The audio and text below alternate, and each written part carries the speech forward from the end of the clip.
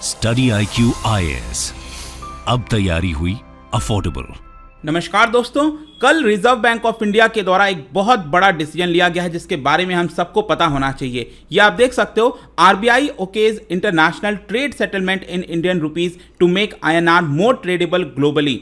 तो क्या आपको पता है कि अभी तक ज़्यादातर जितने भी ट्रेड होते हैं दुनिया भर में वो होता है डॉलर में, US डॉलर। और इसका मेन कारण यही है कि US का जो डॉलर है वो काफ़ी मजबूत है। मतलब बाकी करेंसीज के मुकाबले आप देखो तो लोगों का भरोसा डॉलर के ऊपर ज़्यादा है। और इसका मेन कारण यह है क्योंकि US की इकोनॉमी मजबूत है। तो जब तक आपके देश की इकोनॉमी मजबूत होगी, लोगों का भरोसा होगा, तो आपकी करेंसी भी वैसे ही आपका ट्रीट किया जाता है, आपके करेंसी को। तो यहां पर क्या है कि अभी अगर हम रुपए की स्थिति देखें तो कोई बहुत ज़्यादा ऐसा रिकॉग्निशन नहीं मिला हुआ है। अभी तो हम IMF का जो करेंसी बास्केट आता है उसमें भी रुपये नहीं है। लेकिन यहां पर आप देख सकते हो, क्योंकि बहुत सारी परिस्थितियां चेंज हो रही हैं जियोपॉलिटिक्स के अंदर, कई कारण है वो मैं आपको वीडियो में बताऊंगा।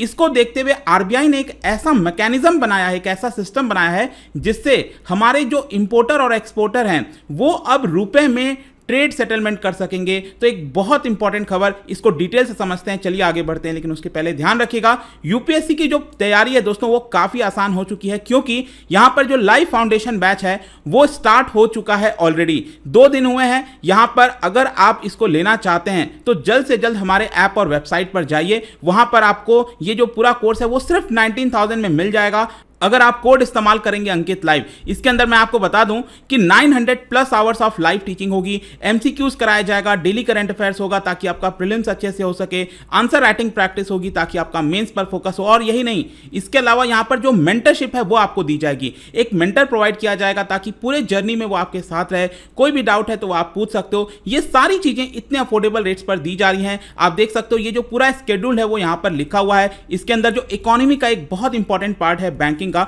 वो भी मेरे द्वारा कराया जाएगा। तो जल्द से जल्द दोस्तों इसको कवर करिए ताकि अगला जो प्रीलिम्स है उसमें आपका जो अटेम्प्ट है वो काफी मजबूती से आप दे सको। इसके अलावा अगर आप MCQs अटेम्प्ट करना चाहते हैं तो मेरे इंस्टा पेज पर जा सकते हैं। वहां पर स्टोरीज में जितने भी MCQs हैं उसको आप अटेम्प्ट कर पाएंगे। चलिए शुरुआत करते हैं और सबसे पहले देखते हैं एग्जैक्टली अभी हुआ क्या। देखिए, RBI ने कल 11 जुलाई को यहां पर एक ऐसा सिस्टम बनाया है, एक ऐसा मैकेनिज्म बनाया है कि जो इंटरनेशनल ट्रेड होता है हमारे द्वारा, हमारे देश के अंदर जो इंपोर्टर हैं, जो एक्सपोर्टर हैं, आपको पता है कि अलग अलग देशों के साथ ट्रेड करते हैं, चाहे अफ्रीका के अंदर हो, साउथ अमेरिका में हो, या फिर US के साथ हो, रशिया हो, चाइना हो, बहुत से देशों के साथ ट्रेड होता है।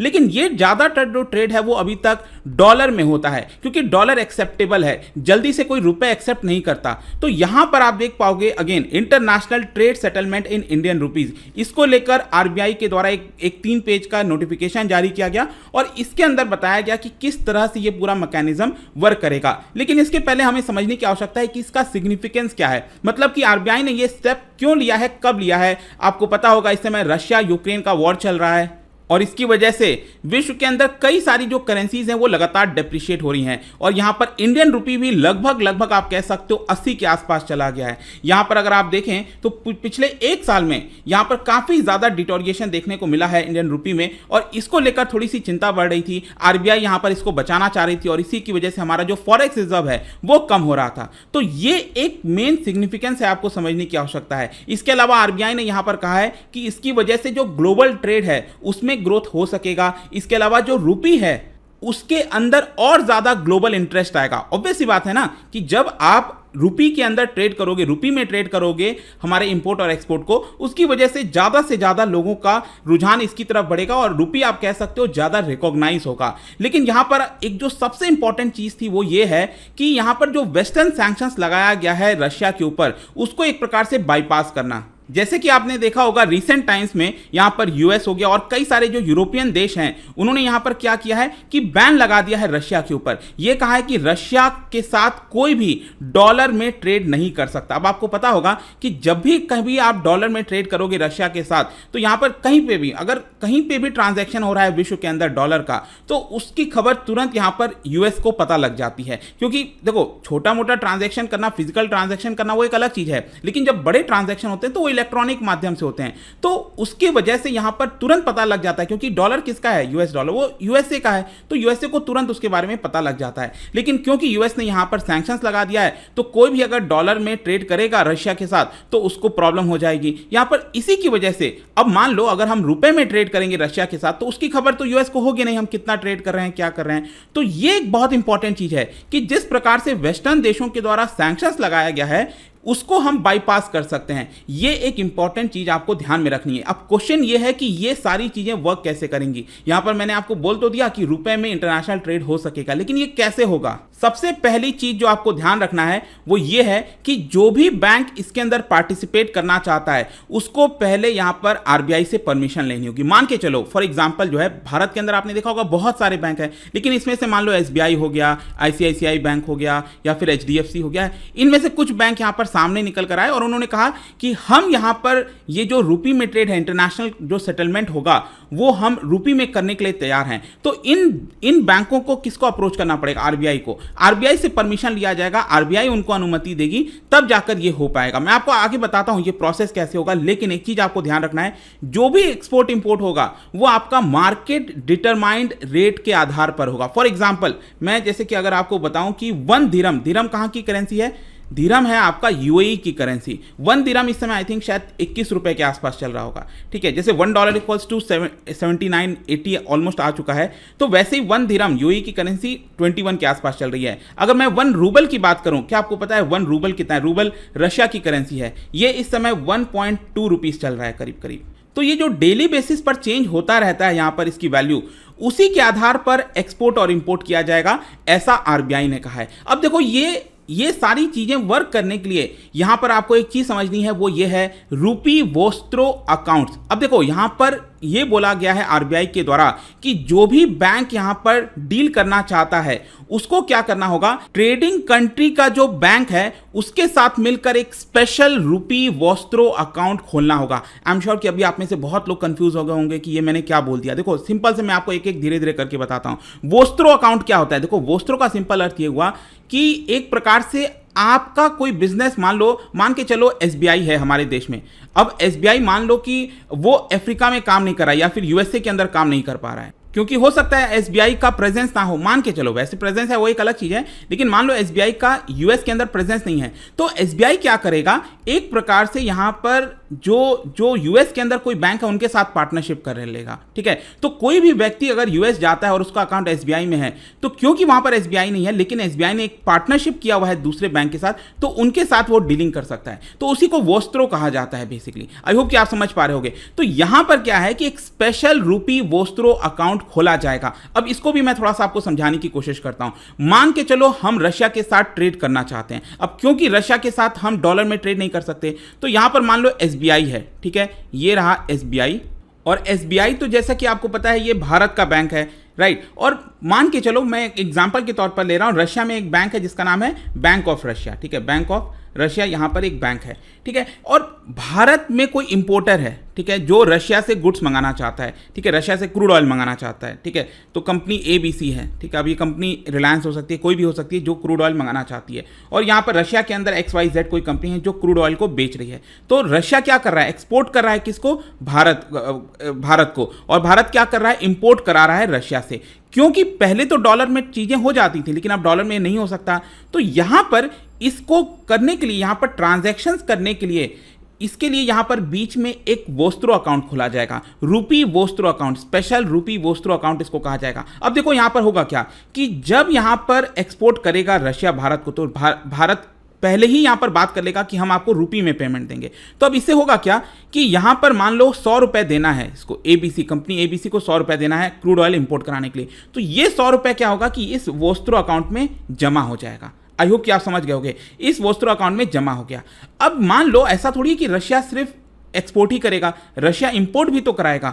तो ये जो अकाउंट है वो एक प्रकार से इसमें बहुत सारा पैसा कलेक्ट होता रहेगा। पहले तो यहाँ पर जितना हम इंपोर्ट कराते जाएंगे तो उसकी वजह से हम रुपए इसके अंदर डिपॉजिट करते रहेंगे। वैसे ही रशिया को जब भी यहाँ पर इंपोर्ट कराना होगा भारत से, तो उसको पेमेंट करना है, तो वो क्योंकि यहाँ पर ऑलरेडी जमा हो रखा है रशिया का यहाँ पर काफ़ी सारा पैसा, वो इसी अकाउंट से दे देगा वापस भारत को। आई होप आप समझ गए होंगे, क्योंकि मान के चलो 100 रुपये इसके अंदर थे, अब रशिया ने कुछ भारत से सामान मंगाया, गेहूं मंगाया, कुछ भी मंगाया, और उसके लिए 50 रुपये पे करना है, तो 50 रुपये वो क्या करेगा, इसी अकाउंट से पेमेंट हो गया। तो ये काफ़ी अच्छे से हो सकेगा कि रुपए में ही ट्रांजैक्शन हो रहा है एक प्रकार से। ये एक अकाउंट बनाया जा रहा है जिसको बोला जा रहा है रूपी वोस्त्रो अकाउंट। ये एक प्रकार से फैसिलिटेशन का काम करेगा ताकि दोनों देश के बीच में जो भी इंपोर्ट एक्सपोर्ट होगा वो आपका रुपए में ही होगा rather than dealing in dollars. I hope this thing is very clear, और इसी की वजह से यहाँ पर आरबीआई ने ये जो पूरा मैकेनिज्म है उसको सेट किया है। इसके अलावा इसमें बहुत सारी चीज़ें ये भी बोली गई हैं, जैसे कि एडवांस में भी अगर कुछ पेमेंट करना है तो उस अकाउंट से पेमेंट कर दिया जाएगा। इसके अलावा अगर मान लो कुछ सरप्लस पैसा पड़ा हुआ है इस अकाउंट के अंदर, मान के चलो 1 लाख करोड़ रुपए इस अकाउंट के अंदर आ गए, तो उससे कहीं अगर जमा करना है पैसा, गवर्नमेंट के बॉन्ड्स में लगाने हैं, तो वो भी लगाया जा सकेगा। वो एक अलग चीज़ है, बट आई होप कि ये जो मैकेनिज्म था वो आप समझ गए होंगे कि रुपये में किस तरह से यहाँ पर ट्रेड हो सकेगा दो देश के बीच में। अब तो मैंने आपको रशिया का एग्जाम्पल बताया, वैसे ही मान लो साउथ अफ्रीका के साथ, ब्राज़ील के साथ, तो उनका एक अलग वोस्त्रो अकाउंट खुल जाएगा उस देश का। तो उन दोनों देश के बीच में जो एक्सपोर्टर इंपोर्टर हैं वो आपस में यहाँ पर इसी मैकेनिज्म के आधार पर जो है आपका ट्रेड कर पाएंगे। इसके अंदर कुछ रेस्ट्रिक्शंस भी है। मान के चलो रशिया का कोई बैंक है, वो भारत के किसी बैंक के साथ पार्टनरशिप करना चाहता है, तो जब भी भारत के किसी बैंक के साथ पार्टनरशिप करना चाहता है तो भारत का बैंक ऐसा नहीं कि अपने आप से कह देगा हाँ ठीक है हम पार्टनरशिप करिए। उनको पहले आरबीआई को इन्फॉर्म करना होगा कि हम ऐसा मैकेनिज्म चाह रहे हैं, हम यहाँ पर फैसिलिटेट करना चाहते हैं इस मैकेनिज्म के तहत, तो आरबीआई उसकी अनुमति दे देगा। इसके अलावा यहाँ पर एक बहुत इंपॉर्टेंट चीज आपको ध्यान रखनी है, आरबीआई ने क्लियरली बोला है कि ये जो स्पेशल वोस्त्रो अकाउंट है वो एफएटीएफ के अंदर जो लिस्ट के अंदर जो कंट्रीज आते हैं उनके साथ डील नहीं कर सकते। जैसे मान लो पाकिस्तान ग्रे लिस्ट में, अभी हटा नहीं है ग्रे लिस्ट से, तो यहां पर क्योंकि पाकिस्तान ग्रे लिस्ट में है तो ये वोस्त्रो अकाउंट पाकिस्तान के साथ नहीं खुल सकता। ठीक है, तो again this thing is very important. इसके अलावा आप देखिए ये जो सारी चीजें हुई हैं उसका मेन फोकस अगेन रशिया की तरफ ही जा रहा है, क्योंकि पिछले लंबे समय से यही चर्चा चल रही थी कि क्या भारत का जो सेंट्रल बैंक है क्या वो रूपी रूबल ट्रेड का कोई सिस्टम मैकेनिज्म लेकर आएगा कि नहीं लाएगा। वैसे मैं बता दूं ये जो सिस्टम लाया गया है वोस्त्रो अकाउंट वाला, इसके तहत तो ये इसको बहुत ज़्यादा वाइडर हो गया है। रशिया के साथ तो हम ट्रेड कर ही पाएंगे, लेकिन इसके अलावा बाकी देशों के साथ भी जरूरी नहीं है कि अब हम डॉलर में ट्रेड करें। अगर यहाँ पर मैकेनिज्म बैठ सकता है तो रूपी में ही ट्रेड हो सकेगा। तो अब देखते हैं आगे चलकर यूएस का क्या कोई प्रतिक्रिया आती है कि नहीं। अभी तक तो कुछ ऐसा सुनने को नहीं आया, लेकिन अगेन क्या यूएस इससे खुश है, नाखुश है, क्या उसकी प्रतिक्रिया आएगी नहीं आएगी। लेकिन अगेन डॉलर को लेकर एक काफ़ी बड़ा झटका देने की कोशिश की है यहाँ पर आरबीआई ने। और इसके अलावा अभी मैंने जस्ट वीडियो भी बनाया था अभी एक दिन पहले, उसमें आपको बताया था कि यहाँ पर एसबीआई की रिपोर्ट आई है, उसमें बोला गया है कि आरबीआई को कोशिश करनी चाहिए कि जो हमारा रूपी है उसको इंटरनेशनलाइज कर दिया जाए। इसको लेकर ऑलरेडी मैंने एक वीडियो बनाया था, कल ही मेरा वीडियो आया था, आप उसको चाहो तो देख लेना। काफ़ी अच्छे से समझाया है कि इंटरनेशनलाइजेशन का मतलब क्या होता है किसी करेंसी के लिए। जानने से पहले आई होप कि यहाँ पर एक इंटरेस्टिंग क्वेश्चन है जो आप सॉल्व करेंगे। क्या आप बता सकते हो कि इंटरेस्ट अमाउंट ऑन डिपॉजिट, अब मान के चलो आप भारत के अंदर बैठे हो लेकिन आपने 1 लाख रुपए किसी फॉरेन बैंक में जमा कर दिया, अमेरिका के अंदर जमा कर दिया। अब आपने अमेरिका के अंदर जमा किया तो वहां से इंटरेस्ट भी मिलेगा, तो वो इंटरेस्ट आपके पास आ रहा है, भारत के अंदर आ रहा है। तो जब वो डॉलर भारत के अंदर आता है इंटरेस्ट, तो उसको करंट अकाउंट के अंदर शामिल किया जाता है। तो आपको बताना है ऐसा क्यों है। आपको पता होगा ना बैलेंस ऑफ पेमेंट के अंदर बीओपी के अंदर 2 अकाउंट होते हैं, करंट अकाउंट और कैपिटल अकाउंट। तो इसको हम करंट अकाउंट में ही क्यों लिखते हैं ये आपको बताना है। इसका राइट आंसर आपको पता ही है, मेरे इंस्टाग्राम पर तो मिलेगा ही, वहां पर अगर आप नहीं हो कोई बात नहीं, टेलीग्राम से भी ले सकते हैं इसका सही उत्तर। मैं कई सारे जो एमसीक्यूज हैं वो यहाँ पर स्टोरीज में डालता रहता हूँ। बाकी अगर आपको पीडीएफ चाहिए तो टेलीग्राम पर आइए, अलग अलग सोशल मीडिया पर आप जुड़ पाओगे। और जैसा मैंने बताया यूपीएससी की तैयारी दोस्तों काफ़ी आसान हो गई है। Just go and take this course, क्योंकि इससे आपको जो अभी का 10 महीना बचा है, 10-11 महीना अगले यूपीएससी प्रीलिम्स के लिए, उसके लिए समय मिल जाएगा और आपकी तैयारी अच्छे से हो सकेगी। क्योंकि इसके अंदर जो फीचर्स हमारे द्वारा प्रोवाइड किया जा रहा है at this particular price, no one can give you this with quality. सब कुछ हमारा कोशिश है कि जो पूरा एजुकेशन सिस्टम है उसको अफोर्डेबल बनाया जाए। इसी के तहत हम ये पूरी मुहिम चला रहे हैं। आई होप कि वीडियो आपको पसंद आया होगा। मिलता हूं आपसे next time. Till then thank you very much, see you soon. Hello, my name is Shiba Khan. मैं एक यूपीएससी एस्पायरेंट हूँ और मैंने स्टडी आईक्यू का यूपीएससी लाइव कोर्स अवेल किया है। यहाँ पे टीचर्स बहुत अच्छे हैं, बहुत हेल्पफुल हैं। आपके डाउट तुरंत ही कोशिश किया जाता है क्लियर करने की। हर स्टूडेंट्स को मेंटोर्स अलॉट किए जाते हैं। मेरे मेंटोर का नाम है Om Trivedi sir. He is really helpful in nature. बहुत ही अच्छे हैं, बहुत ही डाउन टू अर्थ हैं। इवन दो उनका वीक ऑफ होता है, उसके बावजूद वो हमारी हेल्प करने में कहीं नहीं चूकते। I really want to thank each and every one or each and every team of Study IQ who is on the screen and behind the screen, who all are helping UPSC aspirant, means हमें जो बहुत help कर रहे हैं उनका मैं बहुत तहे दिल से शुक्रगुजार हूँ। Thank you, thanks a lot once again. स्टडी IQ IAS, अब तैयारी हुई अफोर्डेबल।